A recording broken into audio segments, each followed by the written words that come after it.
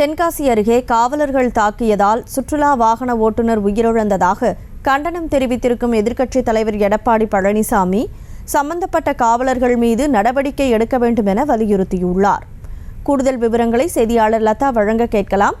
வணக்கம் லதா, எதிர்க்கட்சித் தலைவர் வெளியிட்டிருக்கக்கூடிய கண்டன அறிக்கை குறித்து முழு விவரங்களை வழங்கலாம். வணக்கம்.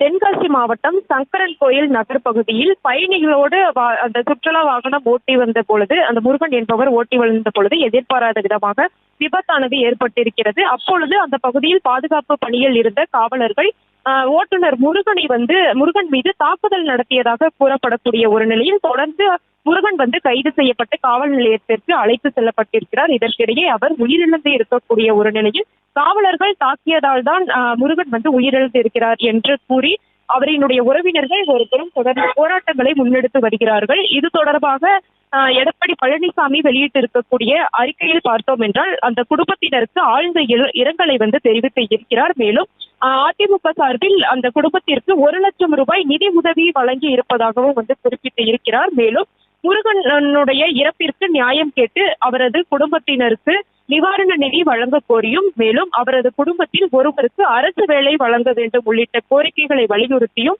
அந்த உறவினர்கள் தொடர்ந்து போராட்டத்தில் ஈடுபட்டு வருவதாக தனது அறிக்கையில் குறிப்பிட்டிருக்கக்கூடிய எடப்பாடி பழனிசாமி பார்த்தோம் என்றால் காவலர்கள் மீது, குறிப்பாக அந்த தாக்குதல் நடத்தியதாக கூறப்படக்கூடிய காவலர்கள் மீது கடும் நடவடிக்கை எடுக்க வேண்டும் என்றும், முருகனை இழந்து வாடும் குடும்பத்தினருக்கு 50 லட்சம் ரூபாய் நிதி உதவி வழங்க வேண்டும் என்றும் தனது அறிக்கையில் தெரிவித்திருக்கிறார். விவரங்களுக்கு நன்றி லதா. செய்திகளை உடனுக்குடனும் துல்லியமாகவும் தெரிந்து கொள்ள சப்ஸ்கிரைப் பண்ணுங்க.